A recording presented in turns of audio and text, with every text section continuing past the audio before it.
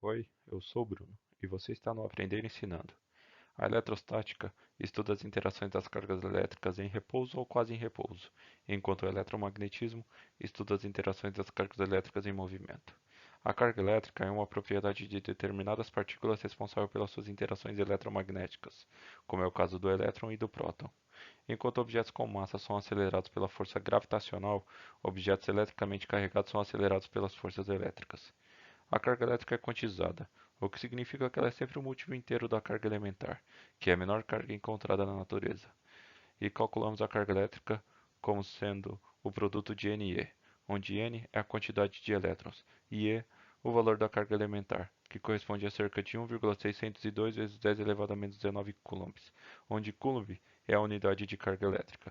Para facilitar os cálculos, adotamos que cargas de sinais iguais se repelem e cargas de sinais contrários se atraem. A carga elétrica é conservada, o que significa que a soma algébrica das cargas antes e depois de um processo de transferência deve ser igual, uma vez que a carga elétrica não pode ser criada nem destruída, apenas transferida entre corpos. O átomo é formado por um núcleo central, composto de prótons e nêutrons, e uma eletrosfera, formado por uma nuvem eletrônica onde circulam os elétrons. Os elétrons têm carga negativa, os prótons carga positiva e os nêutrons carga nula. Os prótons e nêutrons se mantêm estáveis no núcleo graças à força nuclear que supera a força de repulsão existente entre os prótons. A força nuclear possui curto alcance, equivalente ao diâmetro do núcleo, e não se estende para muito além do centro dele.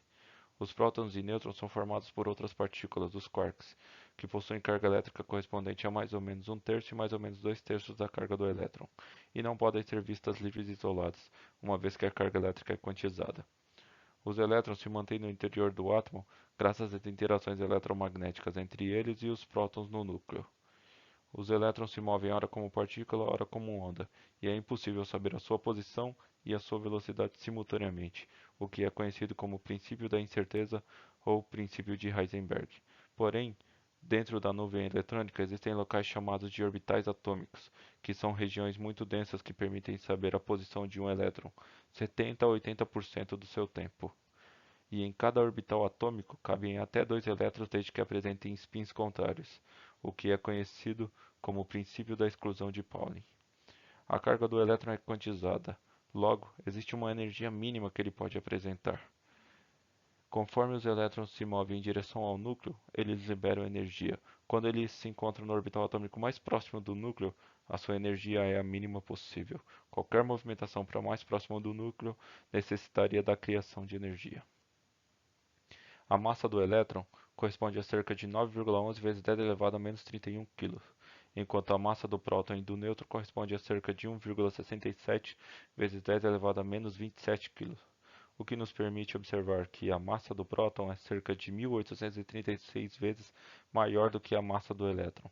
Isso acontece porque o bóson de Higgs, responsável por atribuir massa aos férmions, que são as partículas que formam a matéria, como é o caso dos elétrons e dos quarks, interagem fortemente com os quarks, que formam os prótons e nêutrons, fazendo com que tenham grandes massas, e pouco com os elétrons, fazendo com que tenham pouca massa. Enquanto boa parte do volume do átomo é ocupado pelos elétrons, o núcleo, embora minúsculo em comparação ao restante do átomo, possui cerca de 99,9% da sua massa. Quando um átomo possui o mesmo número de prótons e elétrons, dizemos que ele se encontra eletricamente neutro. O número de prótons ou elétrons de um átomo neutro de qualquer elemento é chamado de número atômico. O processo no qual se adiciona ou remove elétrons de um átomo é chamado de ionização. Quando adicionamos elétrons a um átomo, obtemos um íon negativo.